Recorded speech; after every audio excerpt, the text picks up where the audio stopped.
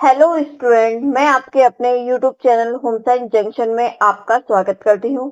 मैं आपको कराऊंगी Bihar PGT, Bihar state and Jharkhand के लिए होम साइंस के लिए कुछ इंपॉर्टेंट एमसीक्यू क्वेश्चन जो कि आपके एग्जाम के लिए डेफिनेटली बहुत ही ज्यादा हेल्पफुल रहेंगे। तो हम आज का अपना सेशन स्टार्ट करते हैं।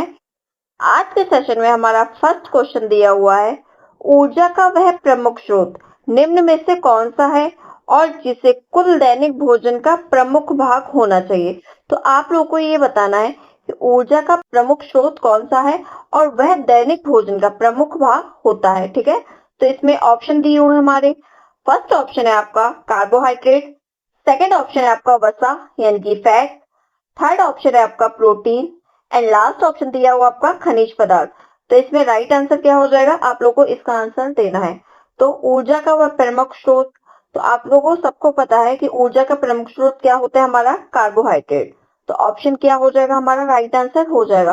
और जो कार्बोहाइड्रेट होता है ना, यह कार्बन, हाइड्रोजन और ऑक्सीजन का संगठन से बनता है। किससे? कार्बन, हाइड्रोजन और ऑक्सीजन के संगठन से बनता है।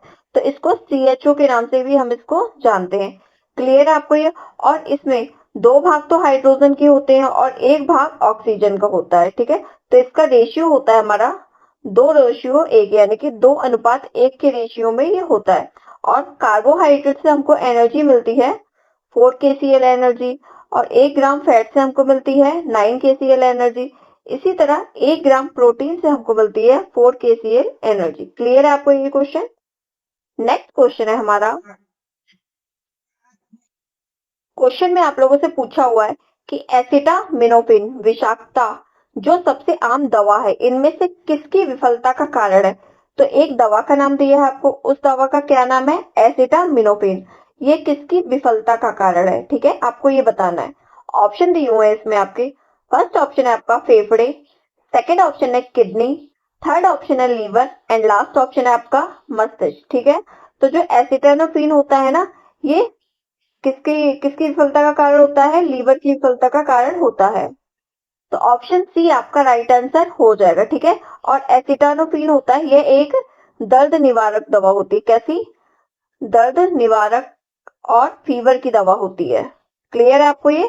और अगर हम इस एसिटामिनोफेन का ज्यादा डोज ले लेते हैं तो इससे क्या होता है, हमारा लीवर खराब हो जाता है या लीवर हमारा फेल हो जाता है। ठीक है, क्लियर है आपको ये क्वेश्चन? नेक्स्ट क्वेश्चन है हमारा। क्वेश्चन में आप लोगों से पूछा हुआ है, प्रोलाइन यह एक अनावश्यक अमीनो अम्ल है। यह कथन जो दिया हुआ है प्रोलाइन के बारे में, यह कैसा है? आपको ये बताना है। ऑप्शन दिए हुए हैं आपके। फर्स्ट ऑप्शन है असंगत, सेकंड ऑप्शन है आपका संबंधित होता है, थर्ड ऑप्शन है ये गलत है दिया हुआ है, या ये पूरा स्टेटमेंट सही दिया हुआ है। तो आप लोग को ये बताना है कि इसमें राइट आंसर क्या हो जाएगा। तो जो प्रोलाइन होता है ना, एक अनावश्यक अमीनो अम्ल ही होता है।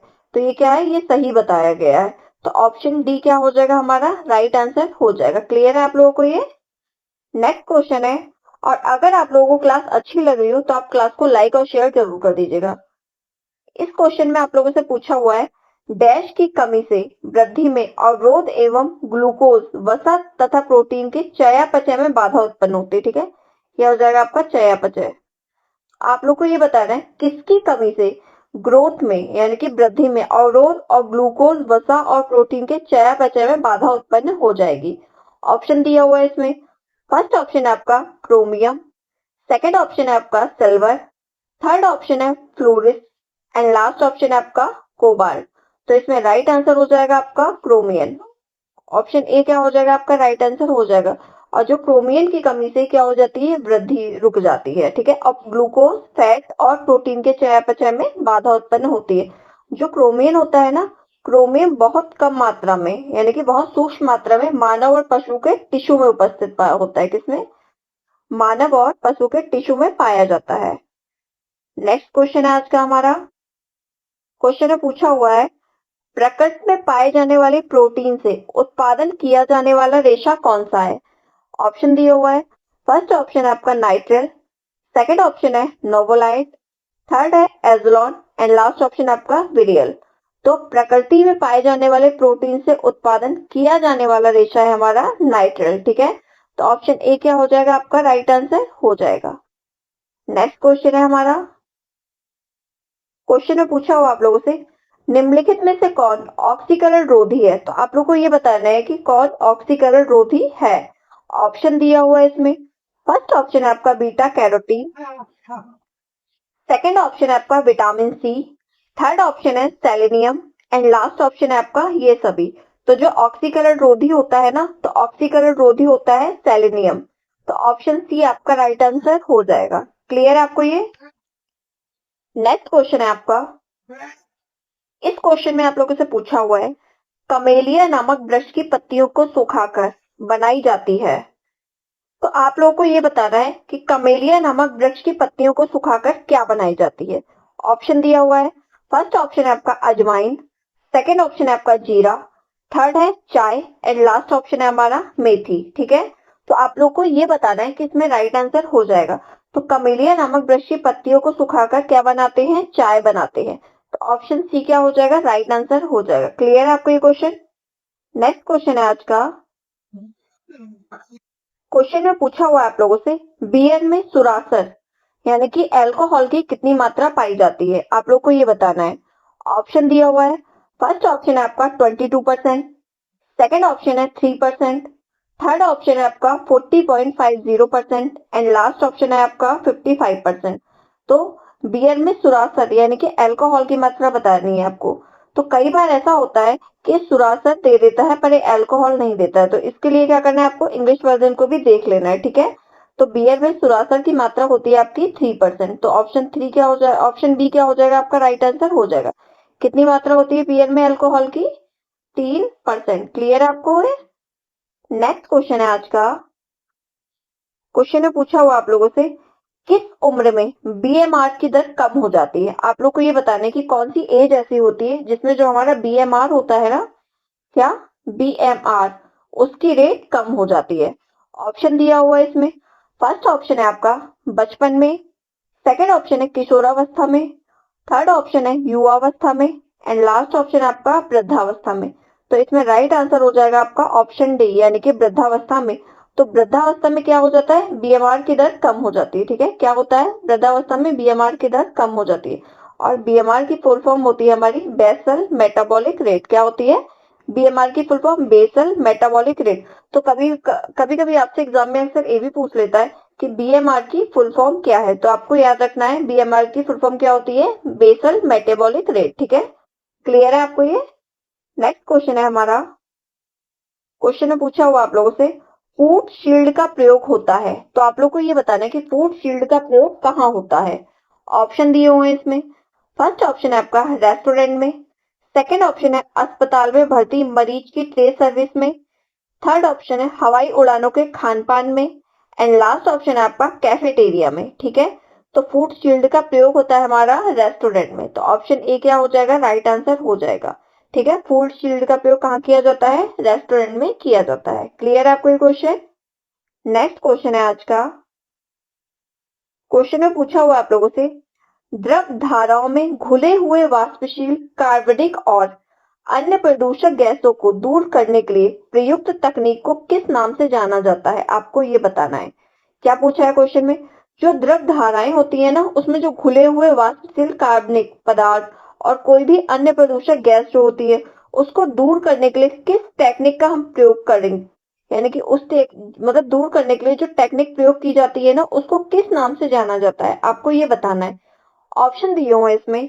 फर्स्ट ऑप्शन है आपका एयर स्ट्रिपिंग, सेकेंड ऑप्शन है आपका फ्लशिंग, थर्ड ऑप्शन है सेटलिंग एंड लास्ट ऑप्शन है आपका क्लोरिनेशन। ठीक है, तो इसमें राइट आंसर हो जाएगा हमारा ऑप्शन डी यानी कि क्लोरिनेशन। तो द्रव धाराओं में घुले हुए वाष्पशील कार्बनिक और द्रव्य प्रदूषक गैसों को दूर करने के लिए प्रयुक्त तकनीक को क्लोरिनेशन के नाम से जाना जाता है। ठीक है, नेक्स्ट क्वेश्चन है आज का, क्वेश्चन में पूछा हुआ आपसे, मधुमेह का रोग विषयक लक्षण है। तो आप लोग को ये बताना है मधुमेह यानी कि डायबिटीज का रोग विषयक लक्षण क्या हो जाएगा। ऑप्शन दिया हुआ है आपका। फर्स्ट ऑप्शन है आपका ओलिगोयूरिया यानी कि कम मात्रा में यूरिन आना, सेकेंड ऑप्शन है आपका प्रोटीन यूरिया यानी कि प्रोटीन युक्त यूरिन आना, थर्ड ऑप्शन है हिमेट्यूरिया यानी कि रक्त युक्त यूरिन आना एंड लास्ट ऑप्शन आपका पॉलीयूरिया, यानी कि बहुत ज्यादा यूरिन आना। तो जो मधुमेह होता है ना, यानी कि डायबिटीज में क्या होता है, डायबिटीज का सबसे मेन लक्षण होता है पॉलीयूरिया, यानी कि बहुत बार उसको पेशेंट को यूरिया के लिए यूरिन के लिए जाना पड़ता है। ठीक है, किसके लिए, जो डायबिटीज का पेशेंट होता है उसको बहुत बार यूरिन के लिए जाना पड़ता है, यही क्या कहलाता है, यही हमारा पॉलीयूरिया कहलाता है। तो ऑप्शन डी हमारा राइट आंसर हो जाएगा। क्लियर है आपको ये। नेक्स्ट क्वेश्चन है, ये क्वेश्चन आपके इंपॉर्टेंट क्वेश्चन है जो आपके Bihar PGT, Bihar state and Jharkhand सभी एग्जाम के लिए क्या हो जाएंगे, मोस्ट इंपॉर्टेंट हो जाएंगे। ठीक है, तो इस क्वेश्चन की आप लोग प्रैक्टिस अच्छे से कर लीजिएगा। इस क्वेश्चन में आप लोगों से पूछा हुआ है पॉलिएस्टर रेसे घुलनशील है, तो आप लोगों को ये बताना है कि पॉलिएस्टर रेसे किसमें घुलनशील है। ऑप्शन दिया हुआ है, फर्स्ट ऑप्शन है आपका हाइड्रोक्लोरिक एसिड में, सेकंड ऑप्शन है डाई मिथाइल फार्मेडिहाइड में, थर्ड ऑप्शन है सल्फ्यूरिक एसिड में, एंड लास्ट ऑप्शन आपका मेटाक्रेसोल में।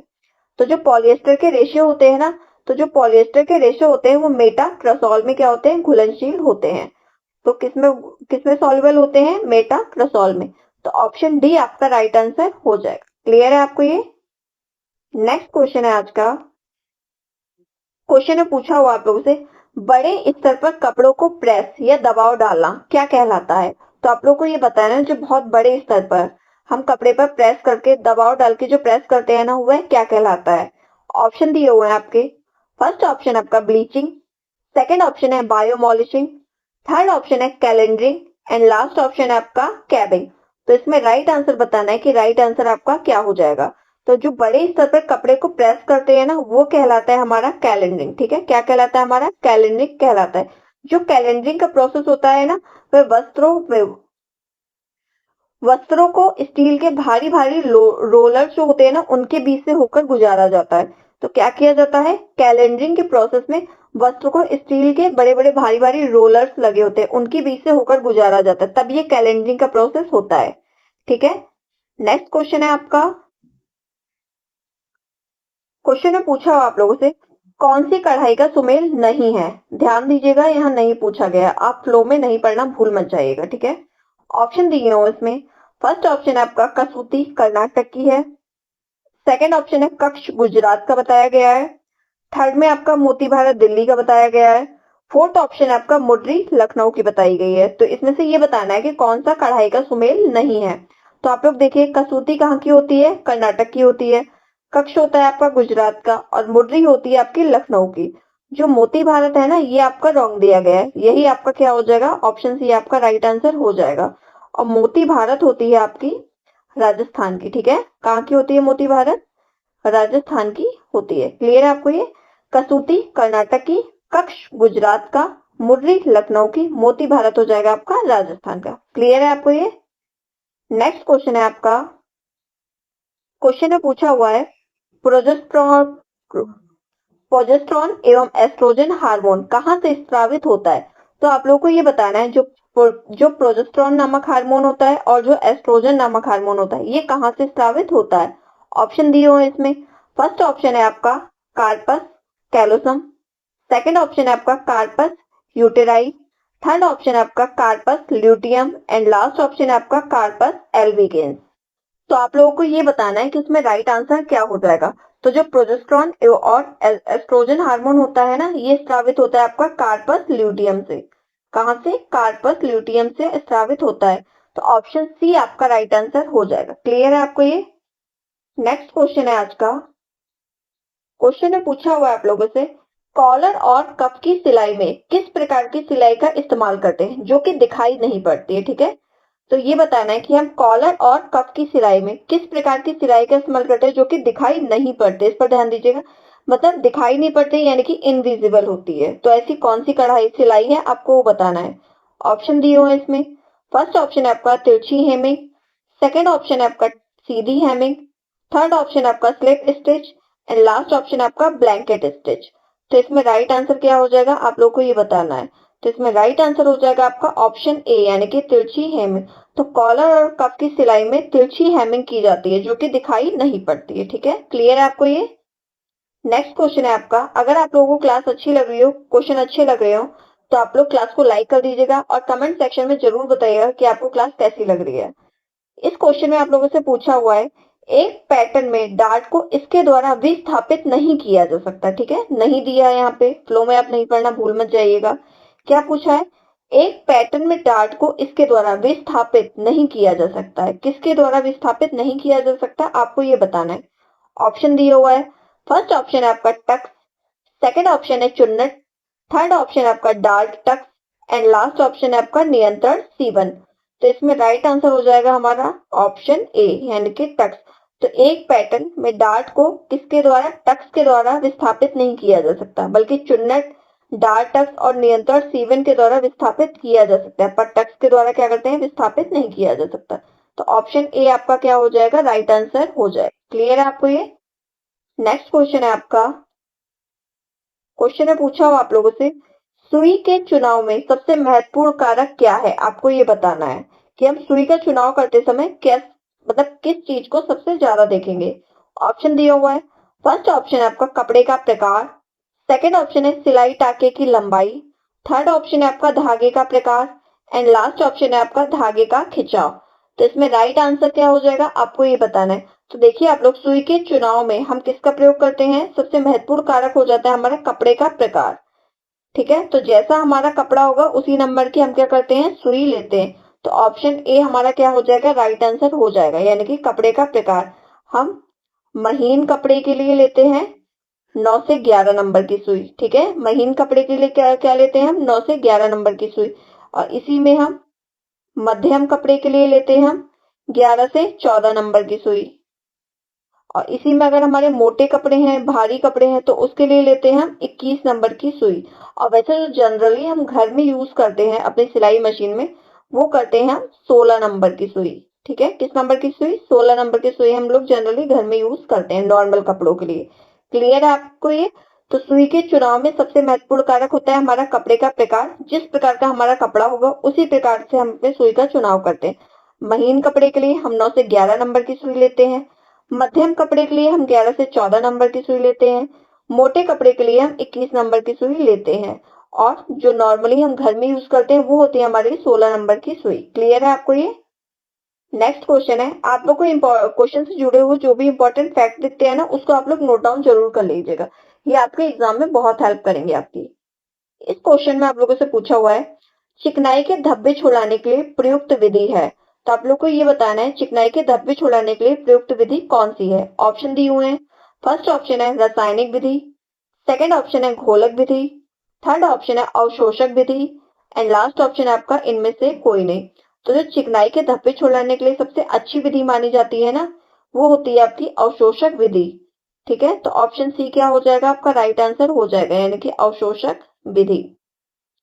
इसी में कुछ हमारे अवशोषक पदार्थ होते हैं, जैसे फ्रेंच चॉक हो गई, टैल्कम पाउडर हो गया, मुल्तानी मिट्टी हो गई, ये सब क्या होते हैं, हमारे अवशोषक पदार्थ होते हैं, जो कि हमारे चिकनाई के दाग धब्बे को छुड़ाने के लिए हमारी हेल्प करते हैं। क्लियर है आपको ये। नेक्स्ट क्वेश्चन है, क्वेश्चन में पूछा हुआ आप लोगों से सबसे अच्छा बजट होता है। तो आप लोग को ये बताना है कि सबसे अच्छा बजट कौन सा है। ऑप्शन दिया हुआ है, फर्स्ट ऑप्शन है आपका आय का बजट, सेकंड ऑप्शन है घाटे का बजट, थर्ड ऑप्शन है आपका बचत का बजट एंड लास्ट ऑप्शन है आपका इनमें से कोई नहीं। तो देखिए जो सबसे अच्छा बजट माना जाता है ना, वो होता है आपका बचत का बजट। तो ऑप्शन सी क्या हो जाएगा, आपका राइट आंसर हो जाएगा। और जो बजट के प्रकार है ना, वो 3 प्रकार के बताए गए हैं। एक तो है हमारा कौन सा, एक है हमारा घाटे का बजट, एक होता है हमारा बचत का बजट और तीसरा होता है हमारा संतुलित बजट। कौन सा, संतुलित बजट होता है, संतुलित बजट। और आय का बजट ये कोई बजट नहीं होता है। तो जो हमारा घाटे का बजट होता है, इसमें क्या होता है, जितनी हमारी इनकम होती है यानी कि जितनी हमारी आय होती है उससे ज्यादा हमारा व्यय हो जाता है, तो ये होता है हमारा घाटे का बजट। और बचत के बजट में होता है हमारा जितनी हमारी आय आय आ रही है उससे कम हमारा व्यय हो रहा है, तो इसमें क्या हो जाती है, हमारी बचत हो जाती है, तो ये कहलाता है हमारा बचत का बजट। और संतुलित बजट में होता है हमारा कि जितनी हमारा इनकम होगी यानी कि जितनी हमारी आय होगी उतना ही हमारा व्यय होगा, यानी कि ना हमें घाटा हो रहा है, ना हमें प्रॉफिट हो रहा है, ना हमारी कोई बचत हो रही है, तो ये होता है हमारा संतुलित बजट। तो सबसे अच्छा बजट माना जाता है हमारा बचत का बजट, तो ऑप्शन सी हमारा राइट आंसर हो जाएगा। क्लियर है आपको ये।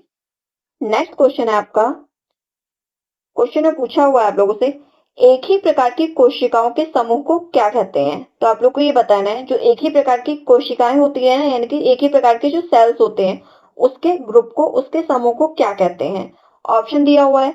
फर्स्ट ऑप्शन है आपका कोशिका, सेकंड ऑप्शन है कंकाल, थर्ड ऑप्शन है ऊतक एंड लास्ट ऑप्शन है आपका पेशियां। तो आप लोग को ये बताना है कि राइट आंसर क्या हो जाएगा। तो जो एक ही प्रकार का कोशिकाओं का समूह होता है ना, वो कहलाता है टिश्यू यानी कि ऊतक। ठीक है, क्या हो जाएगा? टिश्यू यानी कि ऊतक कहलाता है। और ऊतकों यानी कि टिश्यू के अध्ययन को कहा जाता है हिस्टोलॉजी। ये इंपॉर्टेंट पॉइंट है, आपको याद करना है। ये क्या है? हिस्टोलॉजी। ठीक है, देखो एक ही प्रकार के कोशिकाओं के समूह को कहा जाता है ऊतक यानी कि टिश्यू, और टिश्यू के अध्ययन को यानी कि ऊतकों के अध्ययन को कहा जाता है हिस्टोलॉजी कहा जाता है। और कई प्रकार के टिश्यू मिलकर अंग का निर्माण करते हैं। ठीक है, कई प्रकार के टिश्यू मिलकर क्या करते हैं? अंग यानी कि ऑर्गन का निर्माण करते हैं। क्लियर है आपको ये क्वेश्चन? नेक्स्ट क्वेश्चन है आपका, क्वेश्चन में पूछा हुआ आप लोगों से, शक्ति यानी कि एम्पावरमेंट से आप किसे नियंत्रित करते हैं? तो आप लोगों को ये बताना है शक्ति से आप किसे नियंत्रित कर सकते हैं। ऑप्शन दिया हुआ है। फर्स्ट ऑप्शन है आपका संपत्ति, सेकंड ऑप्शन है ज्ञान, थर्ड ऑप्शन है प्रवृत्ति एंड लास्ट ऑप्शन है आपका उपयुक्त सभी। तो शक्ति यानी कि एम्पावरमेंट से आप संपत्ति, ज्ञान और प्रवृत्ति तीनों को क्या करते हैं? नियंत्रित कर सकते हैं। तो ऑप्शन डी आपका राइट आंसर हो जाएगा, यानी कि उपयुक्त सभी। क्लियर है आपको ये? नेक्स्ट क्वेश्चन है आज का, क्वेश्चन में पूछा हुआ आप लोगों से, निम्नांकित में से किसका प्रयोग करने से ज्ञान की स्मृति सबसे प्रभावशाली होती है? तो आप लोग ये बताने किसका प्रयोग करने से जो हमारे ज्ञान की स्मृति होगी ना, वो सबसे ज्यादा प्रभावशाली हो जाएगी। ऑप्शन दिए हुए हैं इसमें। फर्स्ट ऑप्शन है आपका श्रव्य साधनों से, सेकंड ऑप्शन है दृश्य साधनों से, थर्ड ऑप्शन है आपका श्रव्य तथा दृश्य साधनों से एंड लास्ट ऑप्शन दिया हुआ आपका व्यवहारिक अनुभव द्वारा। तो जिन चीजों को हम अपने व्यवहारिक अनुभव द्वारा करते हैं ना, वो हमारे ज्ञान की स्मृति में के लिए सबसे ज्यादा क्या होती है? प्रभावशाली होती है।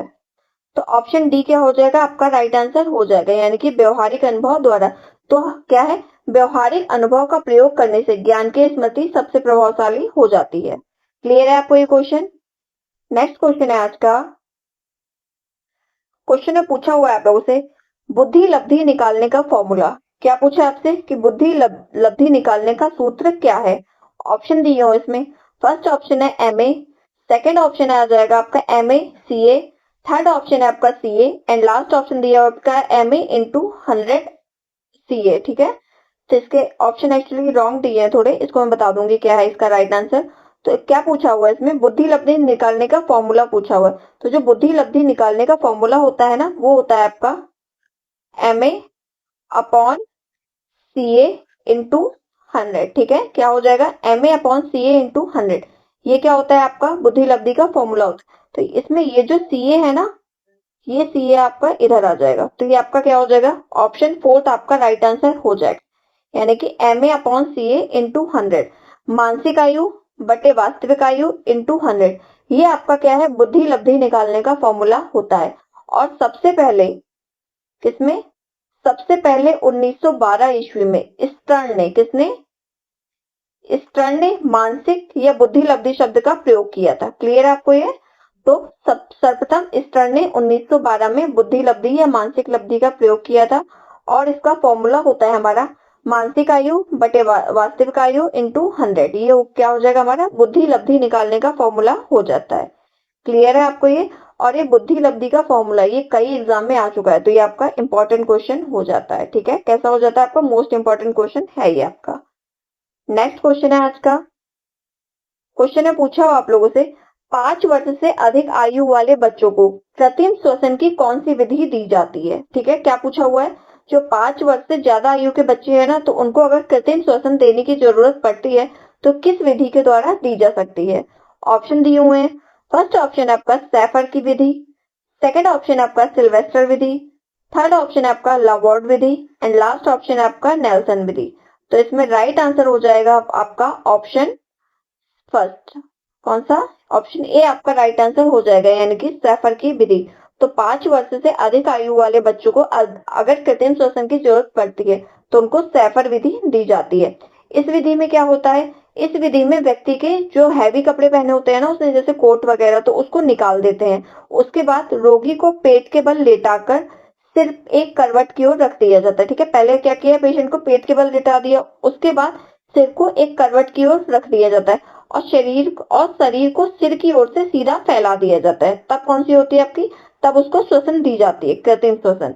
तो ये आपकी कौन सी विधि कहलाती है, शैफर विधि कहलाती है। क्लियर है आपको ये। नेक्स्ट क्वेश्चन है आज का। क्वेश्चन में पूछा हुआ है आप लोगों से, नहाने का सबसे अच्छा साबुन वही होता है जिसमें, ऑप्शन दिया हुआ है। फर्स्ट ऑप्शन है आपका क्षार की मात्रा का अधिक प्रयोग किया गया हो। सेकंड ऑप्शन है क्षार की मात्रा का कम प्रयोग किया गया हो। थर्ड ऑप्शन है आपका जिसमें क्षार की मात्रा का प्रयोग बिल्कुल ही ना किया गया हो। एंड लास्ट ऑप्शन है आपका उपयुक्त सभी गलत है। तो आपका जो नहाने वाला सोप आता है ना, यानी कि नहाने वाला सबसे अच्छा साबुन वही होता है जिसमें क्षार की मात्रा का कम मात्रा में प्रयोग किया गया हो। तो ऑप्शन बी आपका राइट आंसर हो जाएगा। ठीक है, क्लियर है आपको ये। नेक्स्ट क्वेश्चन है हमारा। क्वेश्चन में पूछा हुआ है, ये भी इंपॉर्टेंट क्वेश्चन है आपका, कि जिंक फॉस्फाइड एक जहर के रूप में डैश के लिए प्रयुक्त होता है। तो आप लोग को ये बताना है जिंक फॉस्फाइड जो होता है ना, एक जहर के रूप में किसके लिए प्रयुक्त होता है। ऑप्शन दिए हुए इसमें। फर्स्ट ऑप्शन है आपका दीमक, ये दीमक है आपका। सेकंड ऑप्शन है चूहे। थर्ड ऑप्शन है तिलचट्टा एंड लास्ट ऑप्शन है आपका घरेलू मक्खी। तो आप लोग को ये बताना है कि इसमें राइट आंसर क्या हो जाएगा। तो जो जिंक फॉस्फाइड होता है ना, जहर के रूप में किसके, चूहे के लिए प्रयुक्त किया जाता है। ठीक है, किसके लिए, चूहे के लिए प्रयुक्त किया जाता है। आप लोगों ने देखा होगा जो चूहे मारने की दवा आती है ना, उसके मतलब उसके जो पॉलिथीन होती है, रैपर होता है, उस पर लिखा होता है जिंक फॉस्फाइड। ठीक है, उस पर भी दिया होता है, रैपर पे भी। क्लियर है आपको ये क्वेश्चन। आज का हमारा सेकंड लास्ट क्वेश्चन है। इस क्वेश्चन में आप लोगों से पूछा हुआ है, अम्लीय वर्षा का संभावित पीएच कितना होता है। अम्लीय वर्षा है, इसका संभावित पीएच कितना होगा, आपको ये बताना है। ऑप्शन दिया हुआ है। फर्स्ट ऑप्शन है आपका 4.2, सेकंड ऑप्शन है 7.2, थर्ड ऑप्शन आपका 5.8 एंड लास्ट ऑप्शन है आपका 7.6। ठीक है, तो देखिए आप लोग, ये हमारा क्या होता है, स्केल होता है, पीएच स्केल। 7 पे हमारा होता है न्यूट्रल। अगर इससे नीचे जाते हैं, हमारे 1 से लेकर 6 तक है, जितना हम नीचे जाएंगे ये हमारा क्या हो जाएगा, एसिड होता है, यानी कि अम्लीय हो जाएगा। अगर हम 7 से ऊपर जाते हैं तो ये हो जाता है हमारा बेस, यानी कि क्षारीय हो जाता है। तो आप लोगों को ये बताना है कि अम्लीय वर्षा का क्या दिया हुआ है, अम्लीय यानी कि एसिड वर्षा का संभावित पीएच कितना होगा। तो एसिड है तो 7.2 तो ये हमारा होगा ही नहीं, और ना ही 7.6 होगा हमारा, क्योंकि ये दोनों हमारा किस में जा रहा है, बेस में जा रहा है। तो बचे आपके कौन सा, option A and option C. तो आपको इन दोनों में से बताना है कि राइट आंसर क्या हो जाएगा आपका। तो इसमें से ऑप्शन सी यानी कि 5.8 आपका राइट आंसर हो जाएगा। तो जो अम्लीय वर्षा का पीएच मान होता है ना, वो कितना होता है, 5.8 होता है, संभावित पीएच है आपका। ठीक है, क्लियर है आपको ये क्वेश्चन। और 7 पे होता है आपका न्यूट्रल। तो जो जल का पीएच होता है ना, यानी कि पानी का पीएच होता है, वो होता है हमारा 7। आज का लास्ट क्वेश्चन है हमारा। इस क्वेश्चन में आप लोगों से पूछा हुआ है, अनियमित वोवेल रिक्त होना या रिक्त ना होना क्या कहलाता है। ऑप्शन दिया हुआ है। फर्स्ट ऑप्शन है आपका डायरिया, सेकंड ऑप्शन है पेचिस, थर्ड ऑप्शन है कब्ज एंड लास्ट ऑप्शन है कोई नहीं। तो आप लोग को ये बताना है कि इसमें राइट आंसर क्या हो जाएगा। देखिए आप, जो अनियमित वोवेल या रिक्त होना या रिक्त ना होना, ये हमारा क्या कहलाता है, कब्ज कहलाता है। तो ऑप्शन सी क्या हो जाएगा, हमारा राइट आंसर हो जाएगा। और डायरिया हमारा होता है लूज मोशन, और पेचिस भी हमारा लूज मोशन होता है। और कब्ज वो होता है जब हम ठीक से स्टूल पास नहीं कर पाते। अनियमित हमारे वोवेल होते हैं या हम फ्रेश होने के लिए जाते ही नहीं। तो ये क्या कहलाता है हमारा, ये कब्ज कहलाता है। अगर किसी पेशेंट को कब्ज यानी कि कॉन्स्टिपेशन हुआ है, तो उसको हमें हाई फाइबर डाइट देनी चाहिए। ठीक है, कैसी डाइट देनी चाहिए हमें, हाई फाइबर डाइट हम देते हैं। अगर किसी को डायरिया हुआ है तो हम उसको फाइबर बिल्कुल भी नहीं देते हैं। ठीक है, तो इसमें कब्ज में क्या देते हैं हम, हाई फाइबर डाइट। जैसे क्या हो गया आपका, पपीता हो गया और जो दलिया वगैरह हो गई, तो इसमें ज्यादा फाइबर होता है ना, तो इस पेशेंट को हम हाई फाइबर डाइट देते हैं। क्लियर है आपको ये। तो आज का सेशन हमारा यही समाप्त होता है। आप लोग ये जरूर बताइएगा कि आपको क्वेश्चंस कैसे लगे, क्लास आपको अच्छी लगी या नहीं लगी। और जो भी इंपॉर्टेंट फैक्ट होते हैं ना क्वेश्चन से जुड़े हुए, आप लोग उसको जरूर नोट डाउन कर लीजिएगा, क्योंकि इससे आपके एग्जाम में बहुत ही ज्यादा आपको हेल्पफुल रहेगा ये आपके लिए। ठीक है, तो अगर आपको क्लास अच्छी लगी हो तो आप लोग क्लास को लाइक कर दीजिएगा, शेयर कर दीजिएगा और चैनल को जरूर सब्सक्राइब कर दीजिएगा। Thank you so much.